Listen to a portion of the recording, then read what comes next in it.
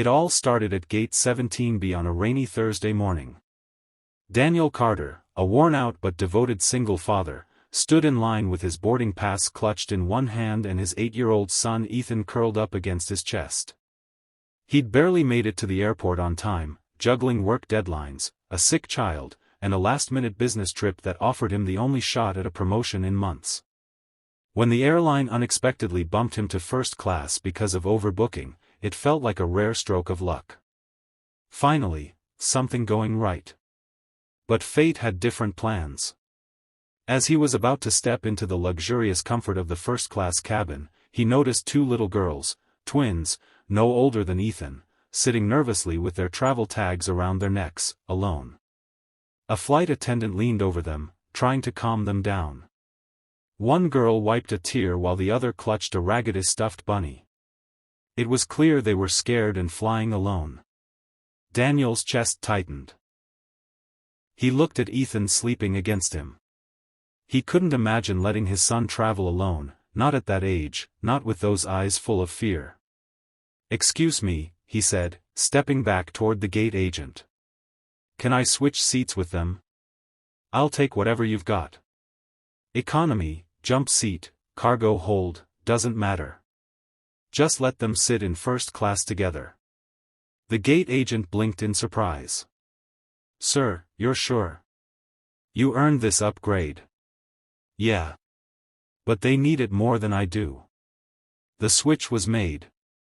The twins were led into first class, beaming now, sitting side by side, offered juice and cookies, while Daniel found himself wedged in a cramped middle seat near the lavatories at the back of the plane. But he didn't mind. Not for a second. He didn't know it yet, but his kindness had not gone unnoticed. 35,000 feet in the air, across the curtain separating first class from economy, someone was watching. A woman in her late 30s, sharply dressed but with kind eyes, sat in row 1A. Her flight had been last minute, booked under a different name. She was traveling incognito, as she often did when auditing her own company. Isabella Reyes, the CEO and founder of Celestial Skies Airlines, had just returned from a surprise inspection of one of her terminals in Asia. She had insisted on flying coach, as she often did to stay grounded in her business. But when she saw the two small girls being led into first class, still sniffling but starting to smile, she became curious. She flagged down the flight attendant and asked quietly, "Who are they?" "They're unaccompanied minors," the attendant explained. Their original seats were in the back, but a gentleman offered them his first-class seat. Said he couldn't let them sit apart or scared. Did he know them? "No, ma'am." Didn't even ask their names. That stopped Isabella cold. Not many people made selfless gestures these days, especially when it meant giving up comfort they'd earned. Her heart tugged at the thought. It reminded her of someone, of herself.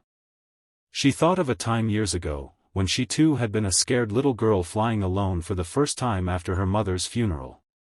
And she remembered the kind woman who'd moved seats to sit beside her the whole flight. That one act of kindness had stuck with her.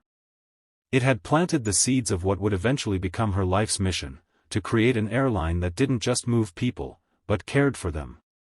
After the flight landed, Isabella waited. She watched Daniel carefully lift his sleeping son out of his seat, gently tucking a small hoodie around his shoulders. He had no idea anyone was watching. No idea what he'd set in motion. She approached as he adjusted Ethan's backpack on his shoulder. "Excuse me, sir."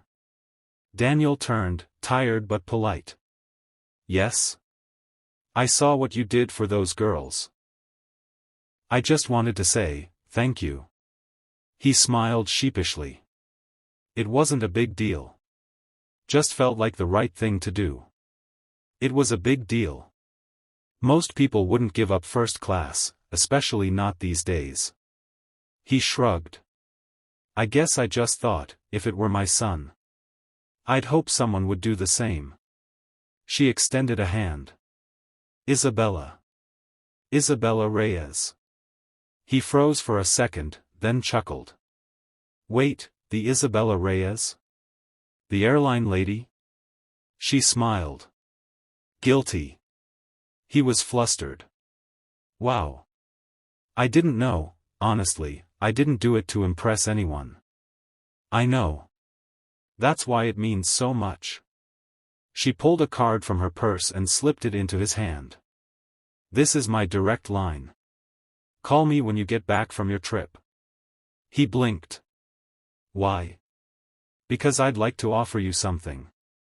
We're launching a new customer compassion training program for our staff. Real people, real stories. I'd love for you to lead it. And I think we may have a spot for someone like you in our community relations team, too. Daniel's jaw dropped. I'm just a sales guy. You're the kind of person we need more of in the world, she said, then leaned down and waved at Ethan, who had just woken up. Hey, buddy. Your dad's kind of a hero, you know. Ethan looked up at his father with sleepy admiration. I already knew that. 1 year later, Daniel Carter stood proudly in a sleek new Celestial Skies polo shirt, leading a workshop for new recruits on compassion, empathy, and doing the right thing when no one is watching. Ethan had better clothes now, a better school, and a dad who came home from work smiling again. All because of one seat. One decision. One moment of quiet kindness.